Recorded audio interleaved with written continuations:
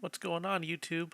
So I know it's been a minute since I made a video. Been super busy. Kind of talk about that at the end. What I've been kind of working on. But I want to do this video because it's almost the 1 year mark since I've started the business. I started this on April 7th. At the time of recording, this is, what was this? 3 o'clock in the morning on May 1st, right? So just about a week and I'll hit the full year. But I wanted to do this because I already, right, not to brag or anything, it just story time. I'm going to tell my story.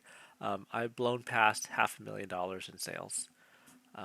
And so I thought this would kind of be a great moment to kind of look back at the last year and kind of talk about where I started, some of the things that I learned along the way, how I got to where I'm at now, and what I'm looking forward to in the future, right? So, um, as I said, I've gone past 500,000, but I think what's important about that to mention is over 60% of that has just been within the last few months, right? So there really has been an acceleration. And that goes to kind of how I've managed to scale things and improve efficiency. But we'll get into all that, right? So to start, right, I didn't start with the website that I have. I didn't start with all these systems that I have, right? I started selling on Facebook Marketplace and OfferUp, right? Just meeting people. And I started by Japanese Pokemon, right? I found someone that was able to buy a product from, import it in, and that's what I was selling. Obviously, right now, Japanese Pokemon is the prices are kind of going a little wonky on that. So if you're looking to start your business, I would say right now, Japanese Pokemon at the current moment is probably not viable. There's some weird things going on with that. A lot of other YouTubers have already done a lot of videos about that, so I'm not going to go into that. That's kind of a topic for a different time. But at any rate, that's how I started selling Japanese Pokemon. Any of the website, it wasn't anything, right? It was pretty lame looking still at the time. I had no trust signals in there, so there was nothing happening on the website for the first few months, really. It was just all Facebook Marketplace and OfferUp, right? That's where I was making my money. That's how I was doing my product. So that's what I was, focused on. Um, but those kinds of things, it taught me supply and demand, right? It taught me, okay, well, if everybody is looking for a deal on Facebook Marketplace, how do I still protect my margins? So it was good, right? It taught me pricing protection. It taught me margins and profit because there's a difference between just making revenue and making profit, right? If you're not making profit, I don't have the ability to keep bringing in more product from Japan to keep selling it, right? So, you know, there was things that I could still learn even just meeting up and doing that kind of thing. Um, One of the kind of wake up moments that I had was actually somebody try to run off with my stuff, right? They were um, interested in a case of Black Bolt booster boxes. So they asked to inspect it. So they were looking at it to make sure that it was still sealed. And when I pull up my phone to take payment, they ran off, right? I talk about this story in another video. Long story short, I chased him down. I got my stuff back. Um, but what I learned from that though was, I probably can't keep doing this at an increasingly larger scale, right? There's inherent danger to it, and also I needed to be more careful about the times I was meeting people, who I was meeting, where I was meeting people at, right? Um, just by default, once my kids were asleep, that's when I was free to run around and meet people. So by default, it was always going to be late at night. But I could be smarter about where I was meeting people. So if you are starting, and this is how you're going to start, right? By selling on these online marketplaces, meeting in person, please be smart about it, right? Meet somewhere public. Don't do late night meetups like me unless you absolutely have to, right? In my case, that's the only time I was free. But be safe about it. But that was kind of a wake up moment for me to learn, okay, if I'm going to be scaling this up, right? Even one encounter out of 1,000 like this is, a lot of risk to be taken on. So that's when I had to start thinking to myself, I need to start treating this more like a real business and figuring out how do I actually operate as such, right? So that's when I really kind of started thinking about, okay, the website. This is where I have to really make this, something that works for me. I can't just keep doing these in-person meetups, right? So I needed to scale up inventory, right? You can't have people go to a website and you've got just a small handful of items, right? So I had to take the money that I had, and I couldn't really go real deep into having a lot of inventory for these items, but I had to have a lot of breadth of items, right? So, quick side note, I'll kind of talk about because some people kind of ask questions about it. Japanese distributors, quote unquote, um, they're not. It's not legal for official distribution companies to sell product outside of Japan. So you're going through middlemen, right? These could be people that own shops or they have a large amount of inventory and they're exporting. But I'll say there's a couple main differences here, right? So you have a supplier that owns their inventory and one that doesn't. Now, give me a second here because I know that sounds a little counterintuitive, but basically you have one person that owns their inventory. They have it. A lot of them will have a price list, and some of them have like Google Docs where you can open up their Google Doc when they share it with you, and you can see what they have, the quantity they have, how much it is, and you can kind of put your order in from there. Pros and cons. Pro of that method is it's real easy to pull it up. You can see the price right there, live, how much they have. You can make your order, put it in, boom, you're done, right? Downside.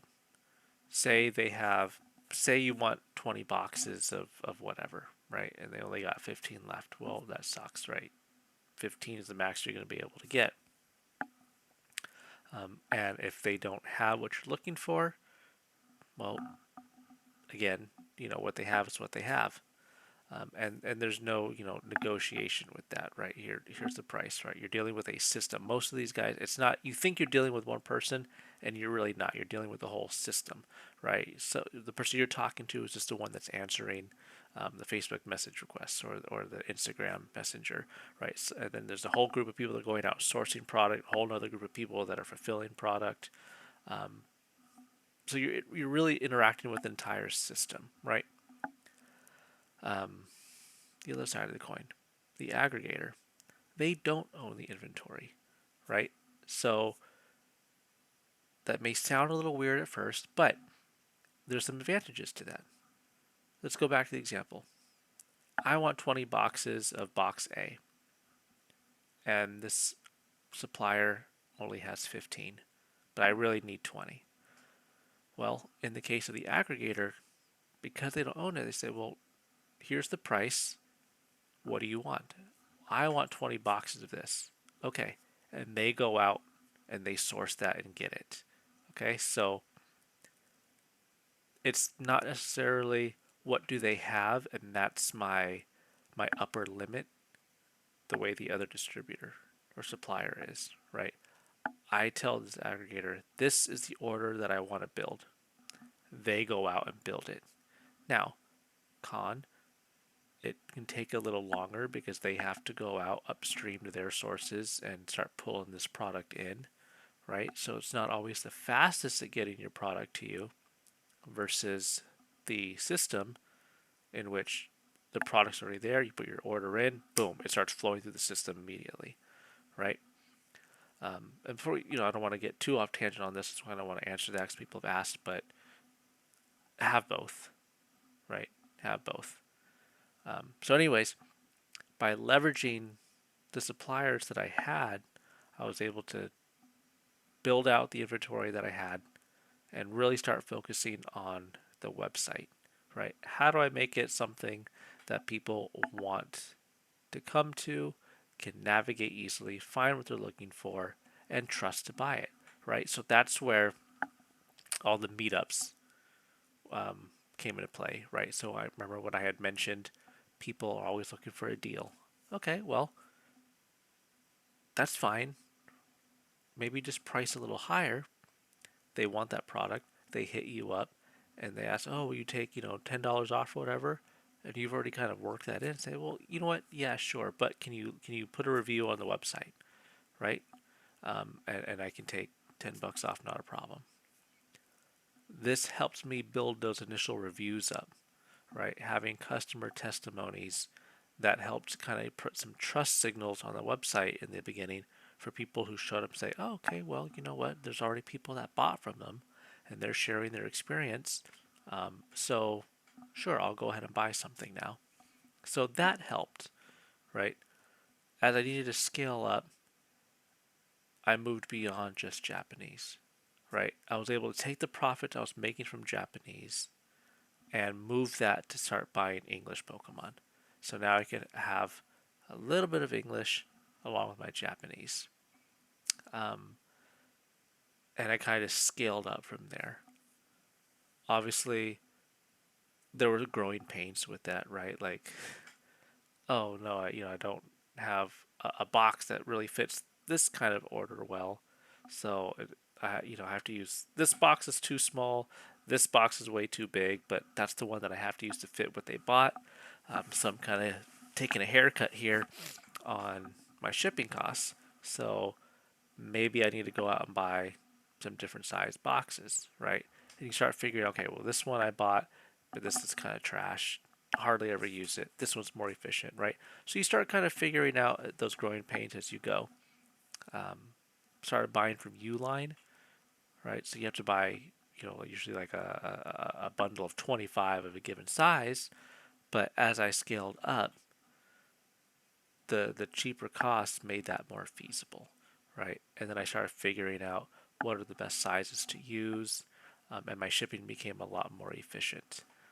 Time management, right? Packing, that still is the thing that takes the most amount of time for me to do, right? The orders come in. Okay, well, that's the easy part. The order comes in. But you need to pull the product, you need to pack it up and get it shipped out. That takes time.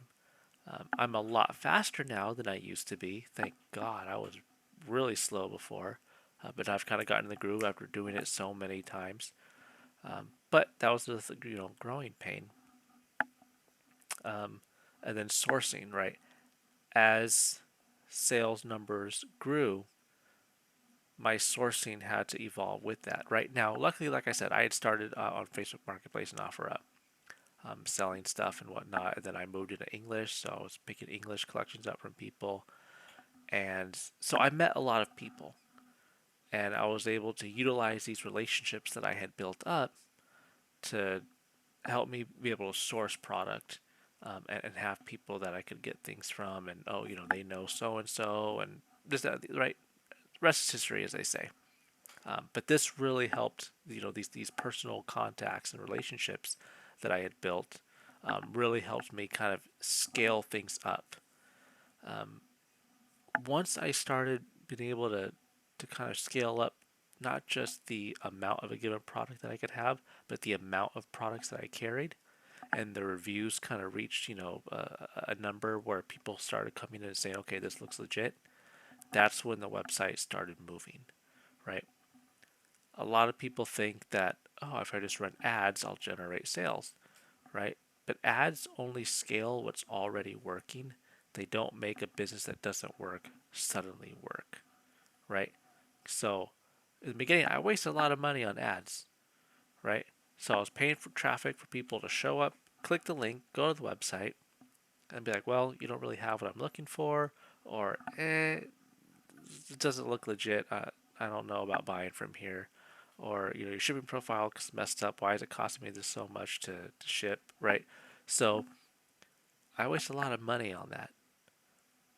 But once I kind of started getting myself into gear and figuring these things out and tweaking and refining, optimizing, that's when things started turning around, right? And then conversion started happening. And then the algorithm started learning and becoming more efficient, and scaling up from there. And again, as I scaled, that's when I learned better time management, learned how to pack faster, how to source better. Um, so basically, every aspect of my operation had to increase in efficiency as revenue grew. Um, Now, the next step was okay, well, if I ever want to get official distribution, right, I need to be an account, right? A lot of people just think, oh, you start a business, you get distribution, you get product, and there it is, right? And that's really not how it works at all, right? You don't start a business and get distribution. You start a business and prove you're a business that distribution wants to work with, right? So that was what led me to Fair Marketplace. Um, and I was like, well, okay, yeah, I need to be able to move in a category that's not sealed cards, right? I would like to sell accessories and Dungeons and Dragons items. So that's where Fair Marketplace came in. I was able to get an account with them. It's not really like, I want to say like an official like distributor. Basically, it is a marketplace in which many companies are a part of, and you have to have a business license and all that. You get accepted into it, and now you can buy from these various companies that are offering wholesale deals on the products in which they're selling, right? So it is distributor light, I guess would be an okay term to use, right? So on there, I was able to find some TCG accessories and some Dungeons and Dragons gear, dice and play mats and GM screens, things like that. And I was able to expand what I was offering outside of just sealed, right? So I used the profits that I was making from those, right? I still didn't say I haven't really paid myself anything. I haven't put any money from the business into my personal account. It's staying in the business in order to keep scaling it up, right? So I took the money that I was making from the sealed to move into these new categories, buy inventory from Fair Marketplace, and now look, I have TCG accessories and binders and sleeves and top loaders, and I have over here I have dice and battle maps and things like that, right? Once I started running like that for a little bit, that's when I went out and managed to get a couple distribution accounts, right? I will tell you right now that a lot of them have shut down accepting online applications, so it is much harder, but not impossible, right? Like I said, you need to be for the couple that still, I still think they are technically accepting. Um, you need to be an account that they want to work with, right? You can't just go in, and especially don't go in just saying, "Hey, I sell Pokemon. That's what I want." They're gonna shut you down right there, right? You're not gonna get Pokemon. I still don't really get it. Um, but at any rate, that's not the point here. The point is get distribution, you get access to other things, right? So now I have, all the Ultra Pro products, and I can get Funkos and, other collectible items and things like that, right? So I can diversify outside of sealed product, right? Move more product, generate more revenue, look like a real, stable, sustainable retail operation. And that's how you're going to build your reputation, your allocation up in the future. But it's a long game, right? Don't go in thinking I'm going to make money and profits, just like that, real short term. If that's how you're thinking, your business won't be around very long, right? Because you're doing things that will benefit you short term, but it's the key. It benefits you short term. It won't help the distributors, right? So they're not willing to invest in you. If you show that you can be a business that's stable and you can be around long term and survive a downturn in any given, right? If everything you have is in Pokemon right now, a distributor is going to look at you and be like, well, you're inherently risky, right? Because everybody wants it. Why do I need you? You need me, but I don't need you, right? But if you're a business that says, okay, well, I can move all these other categories, which is what distribution wants, then like, oh, okay, cool. Prove to me you can move these kinds of categories. And if you do that, maybe you will be around and I can invest in you. And that investment is in the form of allocation of the hot products that you're looking for, right? Again, that's all being discussed in their video, but that's something that, you know, guided the business growth that I had, and the decisions that I made. Right, so it's really important to understand, revenue doesn't necessarily equal profit, right? Diversification matters here, and that's something that I've been working on my recent expansion into offering Gundam model kits, right? It's all in the name of diversify, right?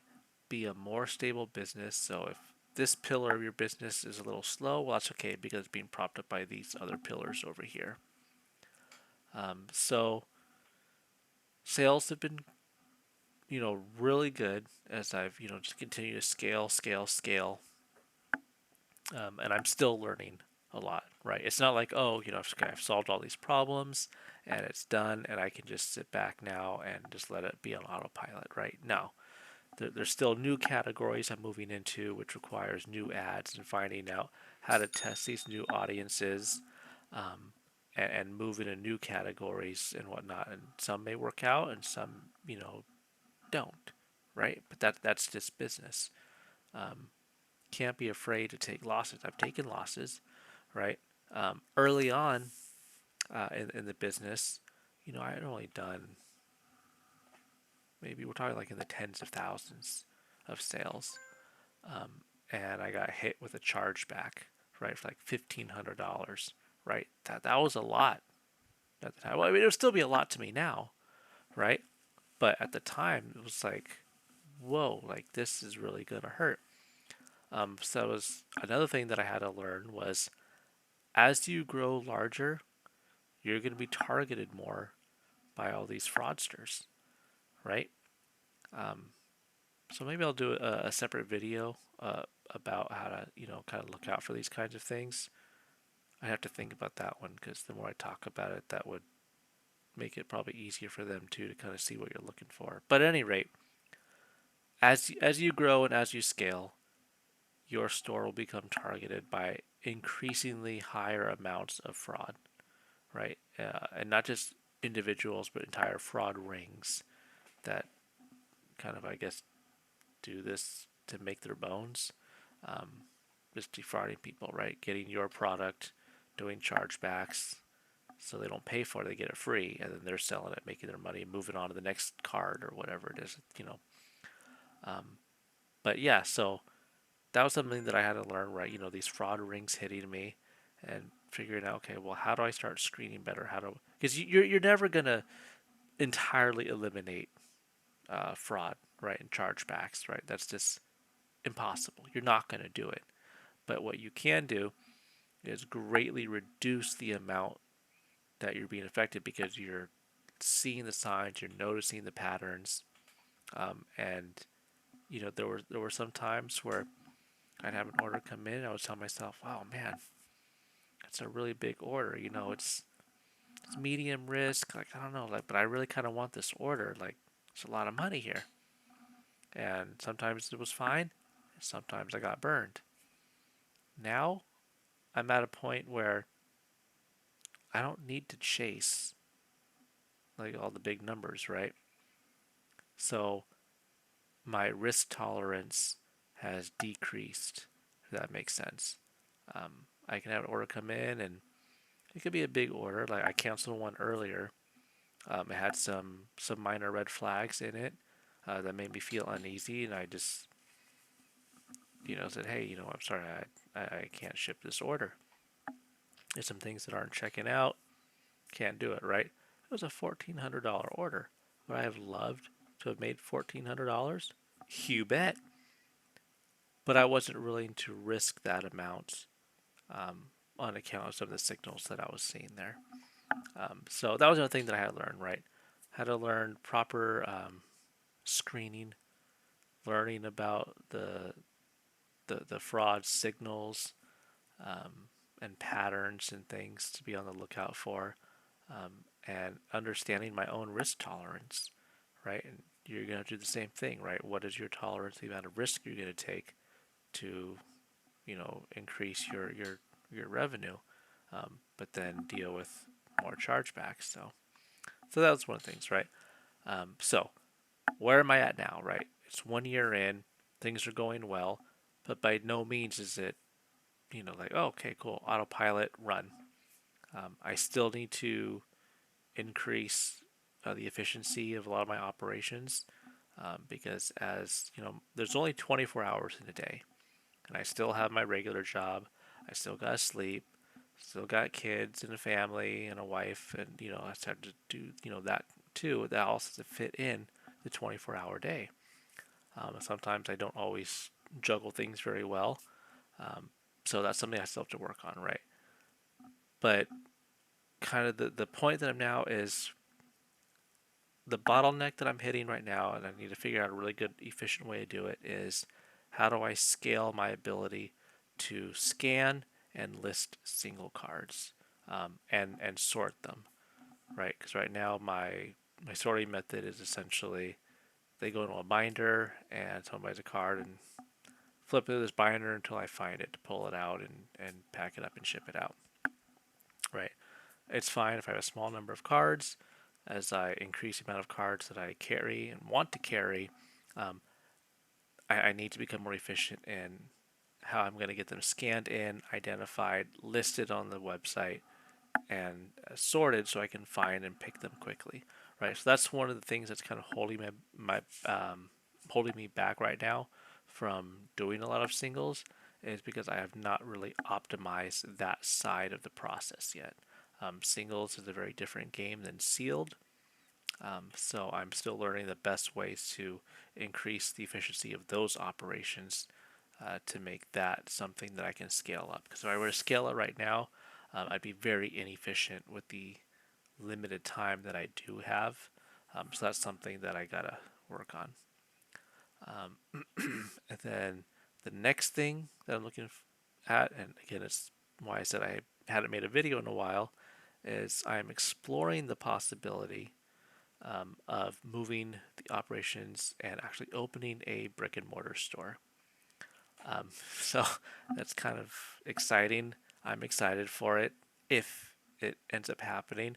I'm looking at a couple spaces right now and really seriously evaluating if that's going to fit my needs, and my budget for what I want to do. I will say, for anybody that's looking to open up a card shop or a game shop, um, personally, I would not recommend doing it without having started an online business first. And I'll tell you why. Having a brick and mortar does not magically open up allocation for you, right? For the most part, it's still the same rules as you had when you started, which is what has been your category diversification and your overall spend within usually like a 6 to 12-month rolling look back period, right? So if you start an online business, you can start generating revenue, start diversifying, start getting your spend up, and building your relationship. Um, Not all distributors are relationship based, like with a rep. Some are a little more system based, but the basic principles will be the same. Either your rep and or the system kind of looks at what are the categories you're interacting with that they sell, and what has your spend been, right? And have you been a problem account? Have you been canceling your allocated back orders? Are you participating in the pre-ordering process? Are you always complaining, hey, this arrived damaged, or whatever the case is, right? Um, and if you are doing well and you increase your allocations over time, then that's when you can potentially look at opening up a store. But with the caveat being, at least for me, I am not opening up a store because I'm at a level where I'm getting product that I can make, up the difference, right? If that makes sense for having the overhead. I am trying to look at the store as a different form of monetization, right? So it is true that having a brick and mortar does open up additional items that you're allowed to buy. So, like for example, uh, Yu-Gi-Oh, right? Konami requires a brick and mortar store. So unless you have a brick and mortar store, you don't get to buy Yu-Gi-Oh, right? So that's why I can't offer Yu-Gi-Oh. I'm online only. I cannot. My distributor sells Yu-Gi-Oh, but I cannot buy it. So that's one of the reasons I would like to open a store. I would have the ability to interact with these other games and offer those. That also allows me additional avenues to spend money with them to get product, right? So, say for example, I open brick and mortar, and now I can buy this game, this game, and this game. Cool. Now I can spend say $4,000 or whatever it is, $5,000 a week on these other products, and increase my spend with them and have a wider variety of items to offer. Versus currently, okay, well I can get this game and this game. Well, I'm not spending $4,000 between these two games and another $1,000 in top loaders, right? So I could spend more but get more items that I could then sell to then spend more with them and kind of keep increasing that up and getting more allocations and access to more things and whatnot. So that's part of it. The other part is I'm looking to try to monetize the space outside of just direct revenue from selling product, right? What do I mean by that? I would like to have a place where people can come and play the games, right? I know that's kind of novel, right? But offer a really nice place with, uh, and I want to also support tabletop RPGs, right? Dungeons and Dragons, I'm a big fan of it. I enjoy playing it. I don't get to really play it much anymore. I just don't have the time. And between my friends and I have different schedules in life, we can't really be, engaging in regular sessions anymore like we used to. But I love Dungeons and Dragons. And I would love to support that community still with a game shop, right? So having really nice, comfortable chairs, the right kind of tables that are meant for tabletop RPGs. Um, so there are different ways I like to monetize this space rather than just here's a space to sell product that I already sell on the website, if that makes sense. So that's future plan. That's some well, it's in the planning stages right now. I am talking with some people over some spaces, so we'll see if it goes anywhere. But that's kind of looking at the future. But anyways, this went on for a lot longer than I anticipated. But I kind of hope that you found it interesting, just kind of seeing where I started, where I'm at, and some of the learning things along the way. So leave me your thoughts in the comments below. If I do end up deciding to move forward and get a place, I will be documenting that entire kind of journey and showing that whole process of getting it up and running and then running it from there, right? I think that'll be some interesting, fun content to do. So yeah, let me know your thoughts. If you guys have a business or you're thinking of starting one, feel free to either put some insight in the comments for those that have more experience that can share, or if you have questions about it, I'd be more than happy to answer what I can. So until then, I'll see you guys next time. Take care.